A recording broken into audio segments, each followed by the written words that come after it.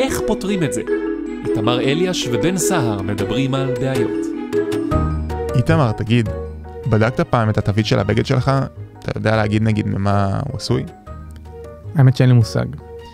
אז תקשיב, בגדול אנחנו לובשים פלסטיק. רוב הבגדים שאנחנו לובשים היום עשויים מבד סינתטי כמו פוליאסטר או ניילון. עכשיו, הבעיה הגדולה שזה יוצר היא שיותר מאתגר למחזר בגדים, כי זה לא כמו פעם שהבגדים היו עשויים בעיקר מחומר אחד, כמו 100% כותנה, וזה גורם לבעיה מאוד מאוד גדולה. מעט מאוד בגדים בעולם עוברים באמת תהליך של מחזור. כדי להבין את הנושא הזה יותר לעומק, נדבר היום עם דוקטור מיטל פלג מזרחי, חוקרת אופנה בת קיימה ופסולת טקסטיל. אחרי זה, כדי להבין איך פותרים את זה, נדבר עם לי כהן, המנכ"לית והמייסדת של טקסטרי, שמציעים פתרון למחזור בגדים, או יותר נכון לפלסטיק שנמצא בבגדים. דוקטור מיטל פלג מזרחי היא עמיתת פוסט דוקטורט במחלקה לכלכלה של האוניברסיטת יל, ומתמחה בין היתר ברגולציה סביבתית וההשפעות השונות של פסולת טקסטיל. טוב, אז מיטל, תודה רבה על הזמן שלך. נשמח להתחיל בלשמוע טיפה על הקשר בין תעשיית האופנה והסביבה. אני חושבת שבאופן כללי כשאנחנו מדברים על אופנה, או אני אנסח את זה אחרת, באופן כללי כשאנחנו מדברים על סביבה, אופנה היא לא הדבר הראשון שעובר לנו בראש. זאת אומרת, אנחנו מדברים על סביבה ואנחנו מדברים על משבר האקלים, אז אנחנו חושבים על אנרגיות מתחדשות, אנחנו חושבים על מחזור, אולי תחבורה, אבל איכשהו אופנה זה לא הדבר הראשון, ובדרך כלל גם לא הדבר השני שעובר לנו בראש. אבל האמת היא שתעשיית האופנה היא אחת מהתעשיות המזהמות ביותר על פני כדור הארץ.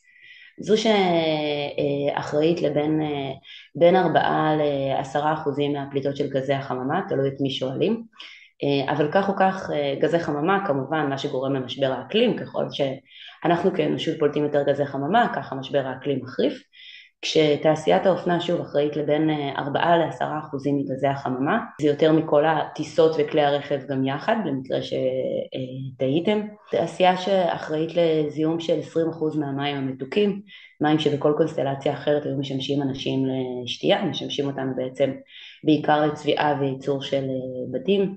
אחראית ל-35% מהמיקרופלסטיקים בים, הפלסטיקים הקטנטנים האלה שאנחנו לא רואים בעיניים, אבל נמצאים במזון שאנחנו אוכלים, אם אנחנו אוכלים דגים ובמים שאנחנו שותים, כי בישראל אנחנו שותים מים מותפלים, ואחראית כמובן למאות אלפי טונות של פסולת טקסטיל שמטמנת באדמה או נשרפת מדי יום. עכשיו, פסולת טקסטיל זה מושג שהוא קצת מבלבל, כי כשאני אומרת פסולת טקסטיל, באופן מאוד טבעי, כשאנחנו אומרים פסולת אנחנו חושבים על זבל, נכון, פסולת שווה זבל, בוודאי.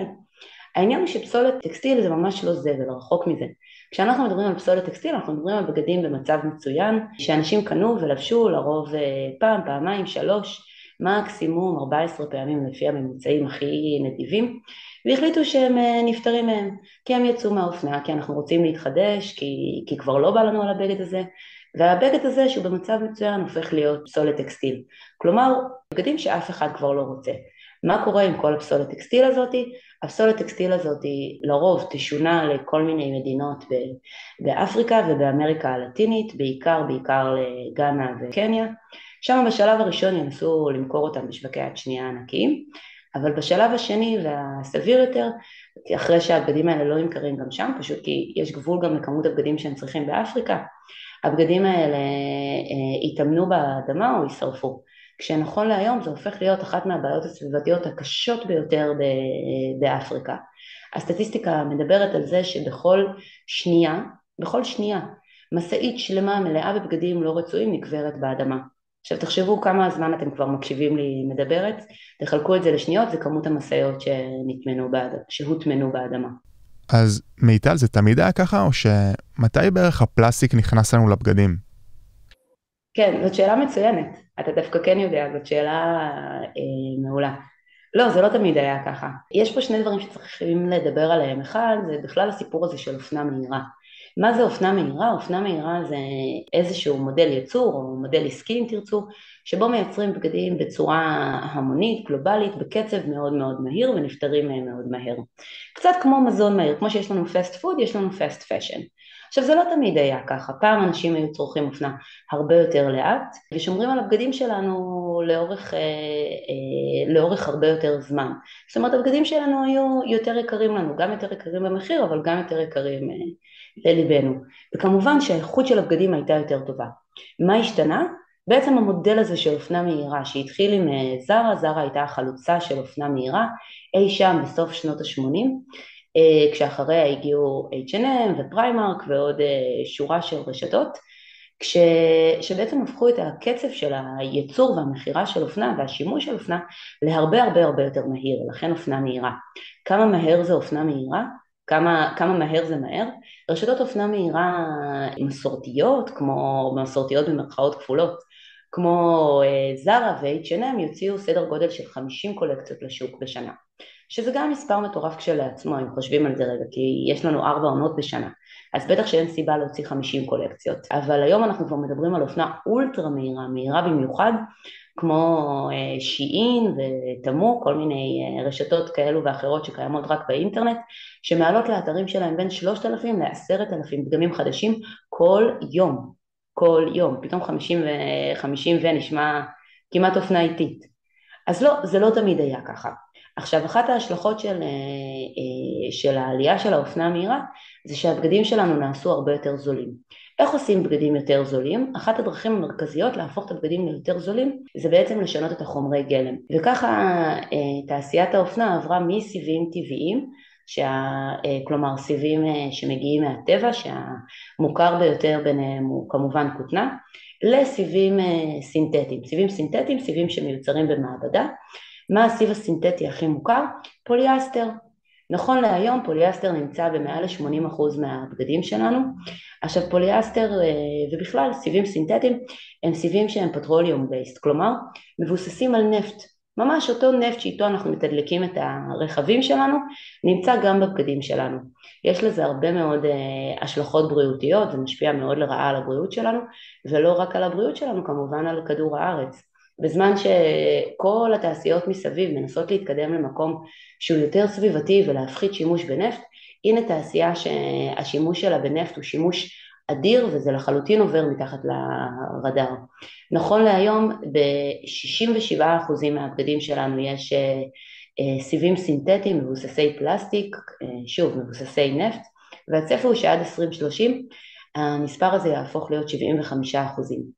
כשככל ממש, זה מספרים מזעזעים, כשככל שהבגד יותר זול, ככה הפתעה מה שנקרא, אנחנו מוצאים יותר פלסטיק ויותר פטרוליום בייסט פייברס בתוך הבגדים. לצורך העניין ביוניקלו או ב-H&M 66% מהבגדים מכילים נפט, בזמן שבשיעין המספר הזה כבר עומד על 95.2. אנחנו פשוט לובשים פלסטיק. טוב, אז תוכלי רגע לעזור לנו לעשות סדר במה מסע החיים שבגד עובר? כלומר, מהרגע שהוא נמכר בחנות או באינטרנט, עד שהוא נטמן או ממוחזר? בדרך כלל, כשאני מדברת על פסולת טקסטיל ועל כמויות הפסולת האדירות שאנחנו מייצרים, באמת שתי השאלות שתמיד חוזרות על עצמם זה, רגע, למה שלא נמחזר את זה, או למה שלא נתרום את זה? עכשיו צריך להבין שהסיפור הזה, גם של מחזור וגם של תרומה, זה שתי פיקציות שלא באמת מתקיימות. בואו נתחיל עם מחזור. נכון להיום מיוצרים בעולם סדר גודל של 150 מיליארד פרטי לבוש בשנה, מתוכם 80 מיליארד פרטי לבוש נמכרים. אבל מתוך ה-80 מיליארד האלה שנמכרים, פחות מ1% בודד מכל הבגדים באמת עובר מחזור. פחות מ1%. כשגם מתוך ה1% המסכן הזה שעובר מחזור, רק 18% עובר מחזור של טקסטיל לטקסטיל, כלומר בגדים שהופכים להיות בגדים חדשים. וכל היתר עוברים מחזור מפחית, זאת אומרת, מחזור שמחזר אותם לחומר שהוא פחות טוב, פחות מוצלח באיכות שלו, במילים פשוטות יהפכו לסמרטוטים. למה כל כך מעט? כשאנחנו רוצים למחזר משהו בצורה שתהיה יעילה ומשתלמת כלכלית, הוא חייב להיות עשוי מ100% אותו חומר, 100% אותו סוג של פלסטיק או 100% אותו סוג של סיב, של בד. תחשבו נגיד על בקבוק פלסטיק שאנחנו קונים, אוקיי? בקבוק של נביעות או של מי עדן. כשאנחנו נרצה למחזר אותו, אנחנו נפריד אותו ל3 סוגים של פלסטיק. הפלסטיק של המכסה, הפלסטיק של הבקבוק עצמו, והפלסטיק של התווית. העניין הוא שמה שמאוד פשוט לעשות כשאנחנו מדברים על בקבוקי פלסטיק, הופך להיות הרבה יותר מורכב מבחינה טכנית כשאנחנו מדברים על סיבים של בגדים. בגלל שהרוב המוחלט של הבגדים שלנו עשויים מסיבים מעורבים, איזושהי תערובת של כותנה, אליסטן, פוליאסטר, ויסקוזה, פשטן למחזר את זה הופך להיות הרבה יותר מורכב מבחינה טכנית, והתוצאה היא שזה הופך להיות לא ממש משתלם כלכלית, וזו הסיבה ש99% מחברות האופנה בוחרות לא להשתמש בבגדים שכבר קיימים בעולם ולמחזר אותם לכדי בגדים חדשים, כלומר להשתמש בהם כחומר גלם, אלא פשוט להעביר אותם הלאה, להטמין אותם באדמה או לשרוף אותם. זה הרבה יותר משתלם. לגבי תרומות, ונגעתי בזה, אבל ממש על קצה המזלג, כשאנחנו מעבירים בגדים לתרומות לכל מיני חנויות יד שנייה שמקבלות בגדים לתרומה, כמו Salvation Army או Goodwill פה בארצות הברית, בישראל החנות הכי מוכרת זה הרשת של ויצו, החנויות האלה, צריך להבין שהחנויות האלה מקבלות טונות על גבי טונות של תרומות, ממש ברמה יומיומית, טונות על גבי טונות. בפועל אין שום דרך שהם הצליחו למכור את כל הבגדים שהן מקבלות, והן באמת לא מצליחות למכור, הן מצליחות למכור משהו כמו 30% ממה שהן מקבלות. 10% אם זו תקופה ממש עמוסה, כמו פסח, שכולנו עושים סדר בבית, וככה הולכים שמחים ומרוצים עם השקיות בגדים לויצו, הנה תרמתי, כשכל ה-90% הנותרים או ה-70% הנותרים מגיעים כל הדרך לאפריקה. שם כמו שאמרנו זה יוצר בעיה סביבתית אדירה, אף אחד לא מחכה לחולצת סוף מסלול שלנו או לסמלה שהזמנו משאין ואנחנו לא באמת צריכים. אז אלה שתי האופציות המרכזיות של מה יכול לקרות לבגד ברגע שאנחנו כבר לא רוצים אותו והוא הופך להיות פסולת טקסטיל.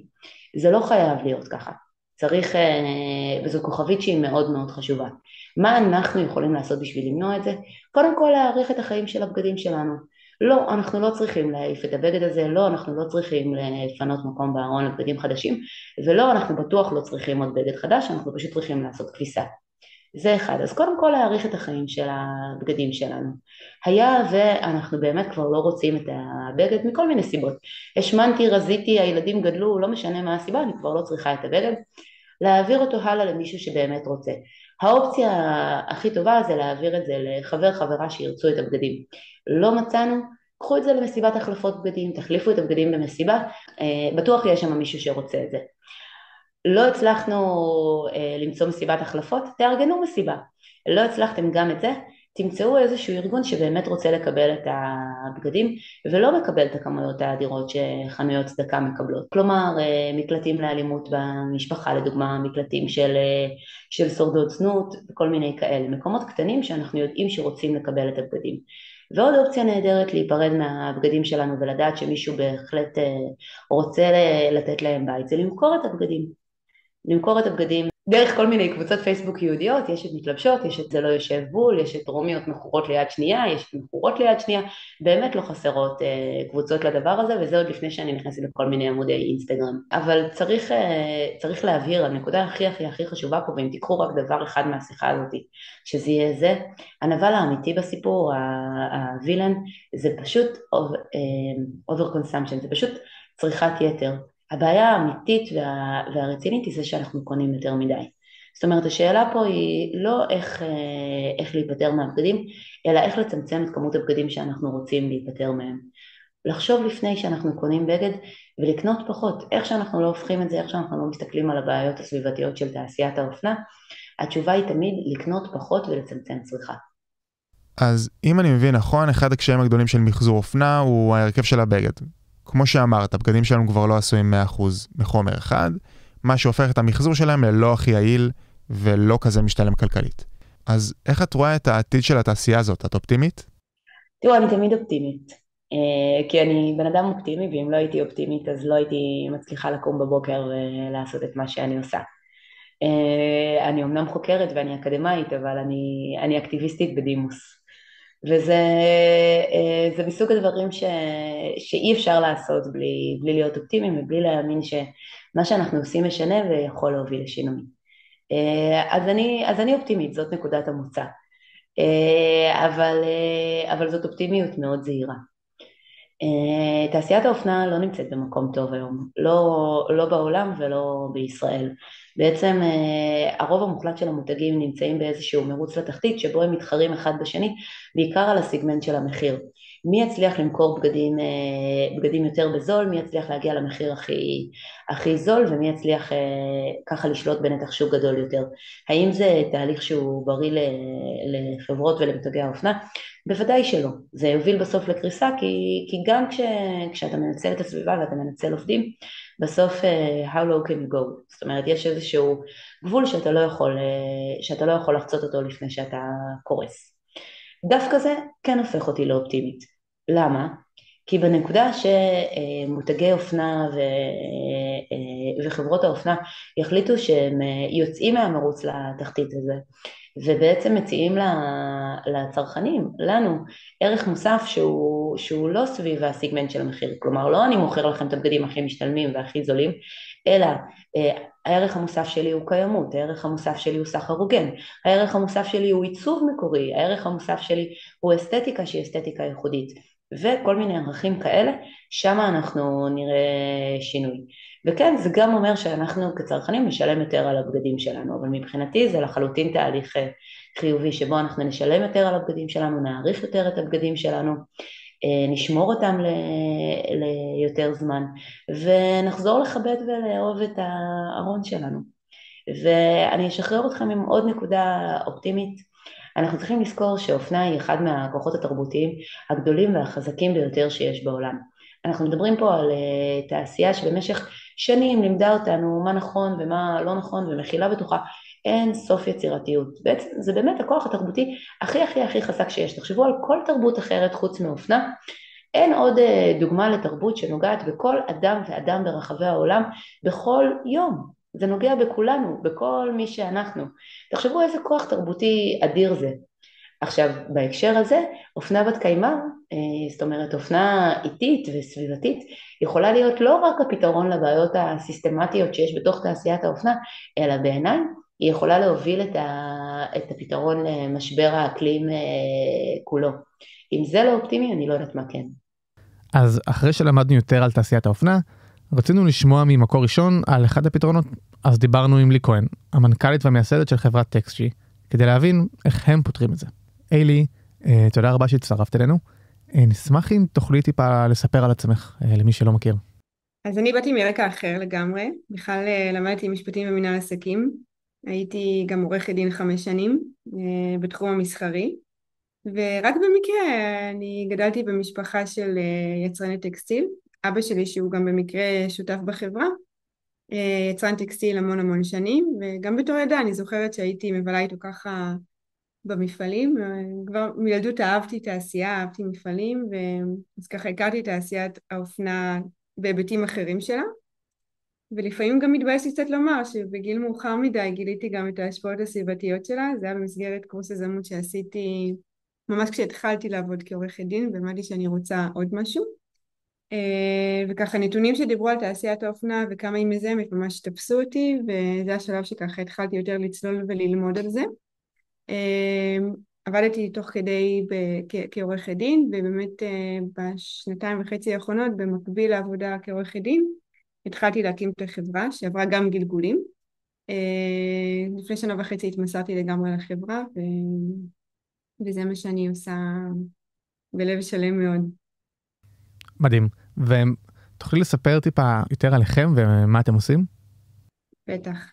אז שוב, נראה לי שכמו הרבה סטארט-אפים טובים, החברה עברה כמה גלגולים. אפשר גם לראות את זה, לקרוא בכתבה באמת. התחלנו ממוצר אחר. כשהתחלתי את החברה, שהייתי רק אני עדיין ואבא שלי,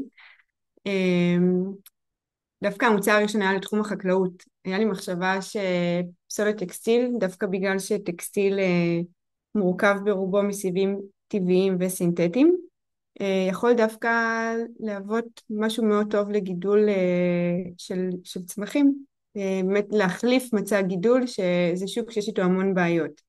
ובאמת זה מה שהתחלתי לחקור בשלב הראשון כמוצר ראשון של החברה.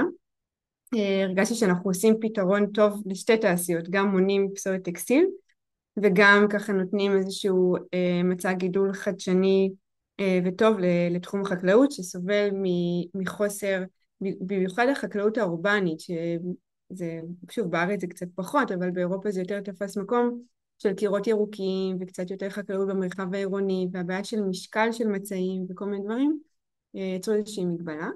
ובאמת זה מאוד מאוד עניין אותי, וזה מה שהתחלתי, עשיתי אחרי מחקר כמובן, הגעתי ל-Living Green, למוטי כהן, שהוא חבר טוב ומעריכה אותו מאוד.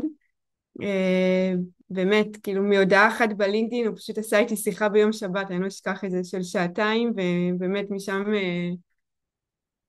מדהים. חייבת להגיד גם באופן אישי שמרגע שהתחלתי לעבוד על החברה הזאת, כמות האנשים הטובים והמיוחדים שיצא לי לפגוש, זה באמת משהו שממש מרגש אותי כל יום מחדש, וזה רק מבהיר לי כמה אני בעשייה שהיא נכונה ואני מחוברת אליה. אז מוטי היה בין האנשים הראשונים המיוחדים שפגשתי, וממש ככה היה דחיפה לחברה ולמה שהיא עושה. אז ליבינג גרין זו חווה של גידולים בהידרופוניקה בבית חירות, ובאמת מוטי ליווה אותי מהרגע הראשון, עשינו 4 ניסויים שם בחווה, שהמטרה הייתה לבדוק האם אפשר לגדל במצעי גידול, לבדוק איך אפשר, היה גם אגרונום בית שליווה אותנו, ועשינו גידולים מאוד מוצלחים בפסולת טקסטיל, גם חסות, גם עגבניות, גם מלפפונים, גם חצילים, ופיתחנו בעצם מצע שהראינו גם שאפשר לגדל בפסולת טקסטיל, וגם שאנחנו מקבלים תוצרת גידול שהיא טובה לא פחות ממצעי גידול קיימים בשוק, וזה משהו, זה המוצר הראשון של החברה שאנחנו עדיין מפתחים, אבל עם הזמן שככה התחלנו קצת לחשוב יותר בגדול, להבין לאן החברה הולכת, הבנו שאנחנו רוצים לפנות לעוד סקטורים, כי הבנו את התכונות של הפסולת טקסטיל עם התהליך שפיתחנו ועם הטכנולוגיה, שיכולים להתאים לאפליקציות נוספות, ואז באמת הלכנו לשוק הפלסטיק, כי הבנו גם שרוב הבגדים שלנו הם פלסטיק, ומי שעדיין לא יודע את זה בואו נפנים, לפחות 70% מהבגדים שמיוצרים היום הם מכילים סיבים סינתטיים, שבעצם זה פוליאסטר וזה פלסטיק, ומה יותר נכון בעצם להחזיר את זה חזרה לתעשיית הפלסטיק, אבל בשימושים אחרים, זה לא חייב להיות לטקסטיל. ובעצם זה המיינדסט שמוביל אותנו בחברה, בעצם כלכלה מעגלית בצורה קצת אחרת. אז אנחנו רואים פסולת טקסטיל ממש לא כפסולת, ולא כמשהו שחייב לחזור להיות טקסטיל, אלא כחומר גלם. יש לו המון תכונות ואיכויות, ואפשר בעצם לתעל אותו לדברים אחרים, לתעשיות שונות. מתוך זה פיתחנו, זה המוצרים שכרגע אנחנו עושים, אנחנו בעצם מפתחים חומרים חדשים, ממוחזרים, לשימושים בתעשיית הפלסטיק, שמבוססים על פסולת טקסטיל. החומרים שאנחנו מפתחים בעצם יכולים לשמש בטכנולוגיה של הזרקה, או קומפוזייט, לסקטורים שונים בתעשיית הפלסטיק, למשל תעשיית הרכב, למשל מוצרי צריכה, פקג'ינג, נון-פוד פקג'ינג, חשמל ואלקטרוניקה, כלומר כל תעשיית הפלסטיק שהיום מאוד מחפשת להגדיל את השימוש בחומרים ממוחזרים במקום השימוש בפלסטיק בתול שהוא מדלקים פוסילים, אנחנו מנסים לבחון איפה החומר שלנו יכול להתאים. עוד משהו שהבנו כמובן זה שהיכולת להיות תחרותי במחיר, כלומר משהו שהוא פתרון שהוא פרגמטי לתעשיות, הוא מאוד מאוד חשוב, וזה משהו שגם מכווין אותנו בחברה. אז לי, אם אני מבין נכון, יש לכם בגדול 2 מוצרים. מוצר אחד שאיתו גם התחלתם, הוא סוג של מצע גידול שמבוסס פסולת טקסטיל לחקלאות אורבנית או הידרופונית. סוג מוצרים נוסף הוא חומרי גלם ומוחזרים לתעשיית הפלסטיק. תוכלי אולי אז להסביר לנו בכללי איך זה עובד על הטכנולוגיה מאחורי המוצרים? כן, אז בהיי לבל של התהליך והטכנולוגיה, אנחנו בעצם, אם הבנו את האתגרים שקיימים היום במחזור טקסטיל, אולי מילה לפני. אני חושבת כחברת אקלים, אנחנו נותנים פתרון כפול להפחתת פחמן, לשתי תעשיות, לתעשיית הטקסטיל ולתעשיית הפלסטיק. אז עבור תעשיית הטקסטיל, בעצם הבנו שהאתגר בלהגדיל את המחזור של פסולת טקסטיל, זה לעבוד עם ההרכבים השונים של בגדים, כי גם החולצה שאתה לובש עכשיו, והחולצה שאני לובשת עכשיו, הם לא עשויים עם 100% חומר אחד, פוליאסטר או ניילון, זה הרכבים. ובהינתן העובדה שזה הרכבים, כמו כל האתגרים במחזור של פסולות, צריך לדעת להתמודד עם ההרכבים האלו כדי לקבל תכונות קצה טובות מספיק לשימושים אחרים. וכשהבנו שבעצם הבעיה היא בהפרדה ובמיון, אמרנו, אוקיי, אם אנחנו יודעים שבעצם רוב הטקסטיל הוא סינתטי, בוא ננסה כבר להתמודד עם ההרכב כמו שהוא, מבלי להפריד כימית, כי הפרדה כימית היא מאוד יקרה והיא גם צורכת המון אנרגיה. אז בעצם אנחנו מלכתחילה עובדים עם מרכיבים שהם עתירי פוליאסטר או ניילון, עם מרכיבים סינתטיים, בתהליך שלנו שהוא תהליך מכני דרך אגב, אנחנו מתגברים על היותם של פולימרים אחרים, ובעצם בסוף התהליך, שהוא שוב תהליך מכני שיש בו היבטים כימיים קטנים, אבל לא תהליך כימי של הפרדה, אנחנו מקבלים בסוף התהליך ממש פתיתי פלסטיק, שיש להם את התכונות הרצויות לתעשייה, שוב, כתלות בשימוש הקצה. כי התכונות של כיסא זה לא כמו התכונות של במפר לרכב או כיסוי של פלאפון. ובתוך התהליך הזה יצרנו איזשהו מנעד של תכונות שאנחנו יודעים לשחק איתם, כתלות גם באינפוט של הפסולת טקסטיל שאנחנו מכניסים. וזה בדיוק כל מה שאנחנו מתכללים בתהליך שלנו, שהוא מצד אחד האינפוט, כלומר הפסולת, איזה הרכבים אנחנו מכניסים, באיזה מינונים, איזה טיפול מקדים אנחנו עוברים, ומה קורה באמצע הזה, עד שאנחנו מקבלים את הפתיתי פלסטיק, שמתאים ללקוח, שאנחנו כמובן גם עובדים על לקוחות שלנו, לעשות אופטימיזציה לתכונות שהם צריכים. לי, אני ממש סקרן לשמוע איך נראה MVP של מוצר כזה. איך מתחילים? אז אני חושבת שבאמת, גם לנו לקח זמן להבין, כולנו קראנו את הספר של הסטארט-אפים ואיך לעשות MVP, וכולנו מכירים את המודלים, ואני בן אדם שגם מאוד אוהב ללמוד, אז כל מה אני דואגת לקרוא, אבל המציאות מפגישה אותך עם אתגרים אחרים, ולפעמים מה שכתוב בספרים זה לא בדיוק מה שקורה לך במציאות עם האתגרים היומיומיים שאתה צריך, כי גם כל תעשייה היא שונה בתכלית מתעשייה אחרת, ואתה יודע, קורים דברים שמצריכים אותך לעשות שינויים כאלה בחיים, מלחמות, אנחנו חיים במדינה מאוד מאתגרת סך הכל בפני עצמה, שמפגישה אותך באמת עם... אז מה שאני רוצה להגיד קודם כל שזה מאוד מאוד משתנה. ואחד הדברים החשובים בעיניי זה הגמישות והיכולת להתאים את עצמך למה שקורה. וזה נכון שצריכה להיות תוכנית איך אני משיג את ה-MVP ומה הדבר הראשון שאני פונה אליו, אבל אתה חייב כל יום בבוקר לקרוא את מה שקורה ולעשות את ההתאמות הנדרשות, וגם לדעת לשחרר ולא להתאהב במודלים אחרים שחשבת. אז נקודתית לשאלה שלך לגבי MVP, אני חושבת שזה לקח לנו זמן להבין קודם כל למי נכון לנו לפנות קודם ולמה, ודיברת על הבעיה, אני חושבת שקצת כשציינת עכשיו בעיה, ציינת את הבעיה של פסולת הטקסטיל, אבל אנחנו גם תמיד, שגם זה לקח זמן, להבין את הבעיה של הלקוחות המשלמים, ואצלנו הלקוחות המשלמים זה תעשיית הפלסטיק, ובתוך תעשיית הפלסטיק זה תעשייה עצומה, להבין מי החברות שבאמת באמת מחפשות להגדיל את השימוש בחומרים ממוחזרים, מי זה ממש באג'נדה שלה, ולא רק בגלל הרגולציה. אני עורכת דין ואני מאמינה ברגולציה ותקינה, אבל בסופו של דבר כוחות השוק זה דבר הרבה יותר חזק. אז להבין מי באמת מונעת על ידי זה ומי מחפשת, ומתוך החברות האלו להבין גם מי החברות הראשונות שאנחנו מאמינים שהחומר שלנו מתאים להם, ומשם לעשות את ה-MVP. ואני חושבת שזה מה שהכווין אותנו בסופו של דבר, להגיד עם 3 חברות האלו בסקטורים המסוימים האלו, אנחנו משקיעים את מירב המאמצים ומגיעים למוצר ראשון שאנחנו מרגישים מספיק בנוח ללכת ולנסות להתחיל שטאפ ולצאת לשוק. אנחנו עוד לא בשוק, אנחנו לפני מחירות, אבל אנחנו חושבת בחצי שנה האחרונה עשינו שינוי מאוד מאוד משמעותי באסטרטגיית go to market שלנו, כדי לדעת שאנחנו מסוגלים להגיע למחירות מתי שהקצבנו לעצמנו. ואני חושבת שזה קודם כל לבוא מהשוק, להבין את הצורך בשוק, והשוק זה הלקוח שלך, מי ישלם, למה הוא ישלם, ושוב, ולא להתאהב במחשבה של עצמך. ורגולציה זה דבר חשוב, זה דוחף את השוק, אבל זה לא רק. אני חושבת שלהכיר את הכאבים הפנימיים של הלקוחות שלך, וכשאני אומרת לקוח זה לא החברה, זה הפונקציה בחברה שאיתם אתה מדבר. יכול להיות שבחברה אחת זה יהיה מנהל סוסטיינביליטי, ובחברה אחרת זה יהיה R&D, ובחברה אחרת זה יהיה המנכ"ל.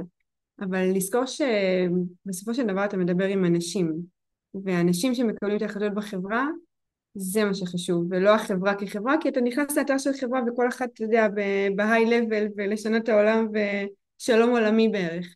אבל כשאתה מוריד את זה שנייה לפרקטיקה, אתה בסופו של דבר מדבר עם בן אדם, וככל שאתה מקדים להבין מה הבעיה של הפונקציה בתוך הארגון שמולה אתה מתנהל, אני חושבת שההגעה ל-MVP היא הרבה יותר מהירה ונכונה ומדויקת. מגניב. אז נגעת בזה קצת, אבל לאיזה סגמנטים של לקוחות אתם בעיקר פונים? אז יש לנו שני כיוונים, כרגע הנתיב העיקרי שלנו זה שוק הפלסטיק, בשוק של החקלאות אנחנו כן בוחנים איזשהו שיתוף פעולה עם איזושהי חברה, ואנחנו עדיין קצת מדייקים את ה-R&D שם, לגבי הכיוונים הפוטנציאליים. השוק העיקרי שאנחנו מכוונים כרגע זה שוק הפלסטיק, ובתוך שוק הפלסטיק יש לנו סגמנטים מסוימים, שוב, אחרי מיפוי של השוק שהבנו שאליהם אנחנו פונים. אז למשל זה יהיה שוק של מוצרי צריכה, זה יהיה שוק הרכב, שוק חשמל ואלקטרוניקה, ואריזות שהן אריזות לא עבור מזון. הסיבה שאנחנו פונים לסגמנטים האלו זה, כמו שאמרתי מההתחלה, זיהינו ששם יש את הצורך, זיהינו שאלו סגמנטים שמחפשים חומרים ממוחזרים, וזיהינו ששם יש לנו יתרון מסוים, בין אם זה על ידי תכונות, בין אם זה על תכולת חומר ממוחזר, כי המטרה שלנו בסוף היא באמת להראות הפחתת פחמן. אנחנו בחברה הזאת, כי אנחנו מאמינים שחברות חייבות לעמוד ביעדים שלנו להפחית פחמן, ואנחנו מאמינים שעל ידי שימוש בחומרים שלנו, אנחנו עוזרים להם לעשות את זה. וכדי באמת לתת ערך כזה ללקוחות שלנו, אנחנו כמובן מחויבים לתחשיבי LCA שלנו, ההפחתה של הפחמן, וכדי להגדיל את הערך שלנו עבור לקוחות, אנחנו גם רוצים לשפר את התכונות של המוצר ולהגדיל את החומר הממוחזר. אז אנחנו עובדים על לקוחות שזה מה שהם מחפשים, וכמובן להיות כלכליים ואטרקטיביים, כי כמו שאמרתי, כולנו מדברים על sustainability וקיימות, ועם אחד השיעורים שלמדתי זה, אין מה לעשות, שהשוק הוא חזק מהכל, ולהיות פרגמטי, פתרון שהוא פרגמטי ובאמת כזה שיכול להיות scalable ו-cost effective, זה בין הדברים החשובים שהם ככה ב-state of mind שלנו, כשאנחנו בונים את המודל העסקי ואת המודל של ה-go to market שלנו. כי דרך אגב, אני חושבת שאם אנחנו באמת רוצים לעשות שינוי, ולא רק לדבר באוויר ולחבק עצים, אני עושה במרכאות, אנחנו צריכים את הפרגמטיות, שזה משהו שאני מאוד מאוד הפנמתי בחודשים האחרונים. לי, ואיך בעצם עובד המודל העסקי שלכם? כן. אז המודל העסקי שלנו אולי, כמו שהחברה קצת לא מתחלקת, אבל אנחנו פועלים קצת בשני שווקים, כי גם בשוק הטקסטיל וגם בשוק הפלסטיק.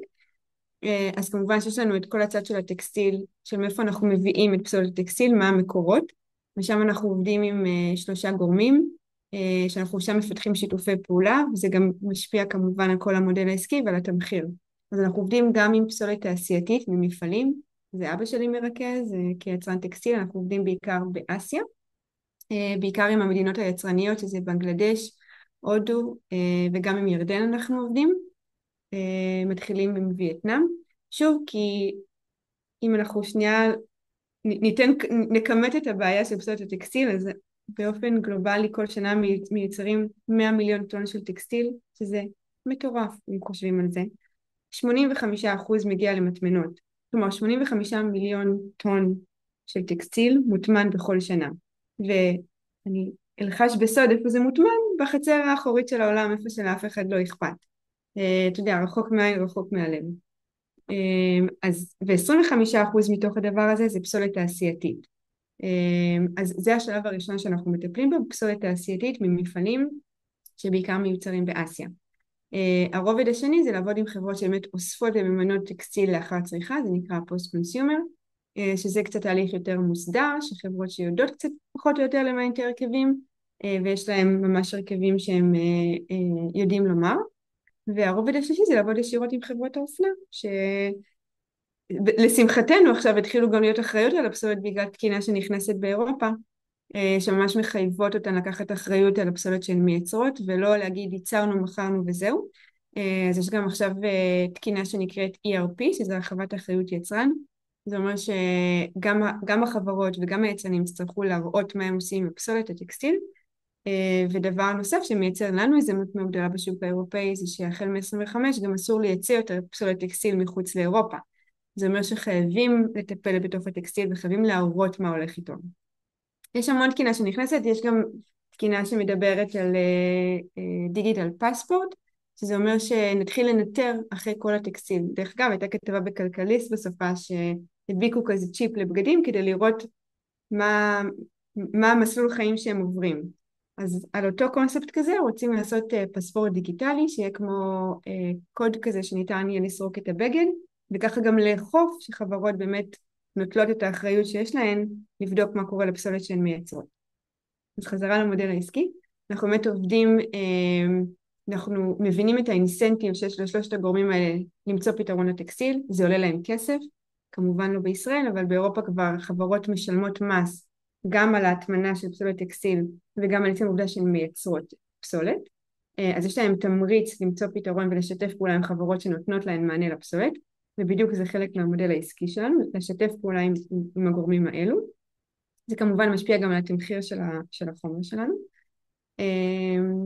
ובהמשך של המודל העסקי אנחנו, בגלל שפיתחנו תהליך, דיברתי על פרגמטיות ועל סקיילביליות, אז פיתחנו תהליך שיודע להתאמה בקווי ייצור קיימים בתעשיית הפלסטיק, שאני חושבת שהמעבר השקוף הזה במרכאות לתעשייה, להחליף חומר גלם, הוא ממש ממש חשוב. כי אם זה עולה להם כסף, ואם הם צריכים להחליף את המכונות, ואם הם צריכים להשבית קו ייצור, זה לא יקרה. אז אני חושבת שבגלל שלקחנו את זה בחשבון, ובגלל שאנחנו צוות שמביא ניסיון בתעשייה והבנה של שרשרת הערך, אז הבנו גם את החשיבות של להתאמה בקווי ייצור. אז זה המודל העסקי, באמת להטמיע את הטכנולוגיה ואת התהליך שלנו בקווי ייצור קיימים, לפחות בשלב הראשון של החברה. יכול להיות שבעוד 5 שנים נחליט שנכון לחברה להקים מפעל, אבל כרגע זה נכון לנו לא. זה אומר גם קאפקס נמוכים, מה שאומר רווחיות יותר גבוהה, לפחות בשלב ראשון של חדירה לשוק בפריצה. אז זה בערך האבנים של המודל העסקי ככה מלמעלה. איך שאת רואה את הדברים, מה האתגר הכי גדול שיש לכם? אולי אתגר טכנולוגי, אני חושבת זה יהיה טכנולוגי ואולי גם ככה בוויז'ן. היכולת באמת לטפל בסוגי פסולת רחבים של הטקסטיל, כי אני חושבת אנחנו הלכנו לפסולת הטקסטיל כי ראינו הזדמנות כמענה לצורך של תעשיית הפלסטיק, כי יחסית זה פסולת שהיא יותר טהורה ביחס לפלסטיק, שפלסטיק קח את הפח הכתום. בהנחה שכולנו יודעים איך להפריד וכולנו מפרידים, אתה יודע, עדיין יש שאריות של אוכל ועדיין החתול זה פסולת שהיא מאוד מאוד מזוהמת ולכן מאוד קשה למחזר פלסטיק לפלסטיק ולקבל תכונות טובות. זו הזדמנות שאנחנו ראינו בתעשיית הטקסטיל, כי באמת לרוב טקסטיל נאסף מטקסטיל וזה יותר פיור. אבל אם נעשה drill down לטכנולוגיה, אנחנו עדיין צריכים להתמודד עם הרכבים של פסולות שונים וסוגים שונים של סיבים. אז זה יכול באמת ככה למפות ולהיות מסוגלים לטפל בהרכבים רחבים ובכמות גדולה. אני מאמינה שזה יהיה אתגר שכמובן זה האתגר שאנחנו רוצים לצלוח ולטפל באמת בבעיה. וגם לתת, אתה יודע, סוגי חומרים שונים ללקוחות שלנו. זה אתגר טכנולוגי, ואני חושבת שתמיד יהיה את האתגר של השוק ואת הסקיילביליות, ואנחנו גם בשוק שהוא מאוד מאוד תנודתי. שוק הפלסטיק, אם נסתכל על המחירים שלו, הוא מאוד תנודתי, והוא מושפע מהמון דברים, מתעשיית הנפט, מתעשיית הגז, מלחמות, אתה יודע, כאילו פלסטיק זה קרוס אינדסטריז. אז אני חושבת אולי זה גם נכון לכל חברה, להיות כל הזמן עם השוק, להבין כאילו את המגמות שקורות, וגם לא בשוק הספציפי שלנו, בשווקים מקבילים שמשפיעים באופן ישיר על השוק שלנו, ולפרוץ את המחסום הזה של איך אתה באמת מביא מוצר ועושה סקיילביליות ברמה כזו שאתה גם נותן מענה ללקוחות שלך בדיוק באותה מידה. לי אז ככה ממש תודה על הזמן, והגענו לשאלה האחרונה.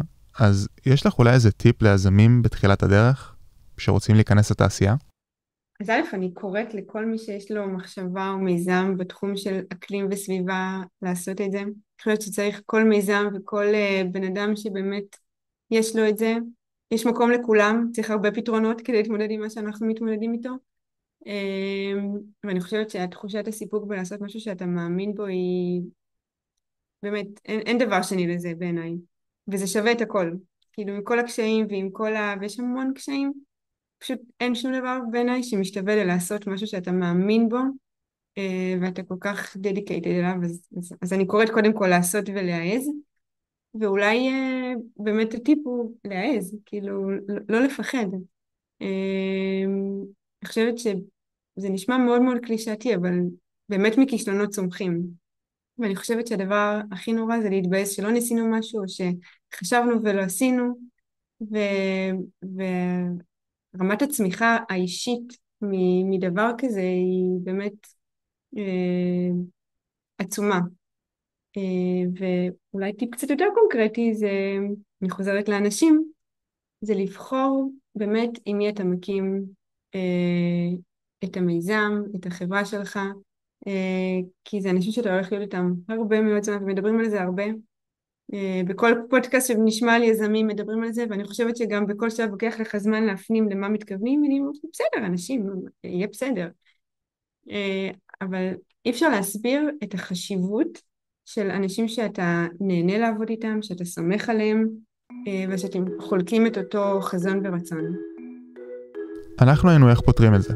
אם אהבתם, נשמח שתעקבו אחרינו ושתמשיכו להזין לפרקים הבאים. תודה רבה לליאור פרי על הסאונד ועל המוזיקה המקורית, לגוגל פור סטארט-אפס על האולפן, וכמובן תודה ענקית לדוקטור מיטל פלג מזרחי, לי כהן ולסוכנות הידיעות זווית. נתראה בפרק הבא.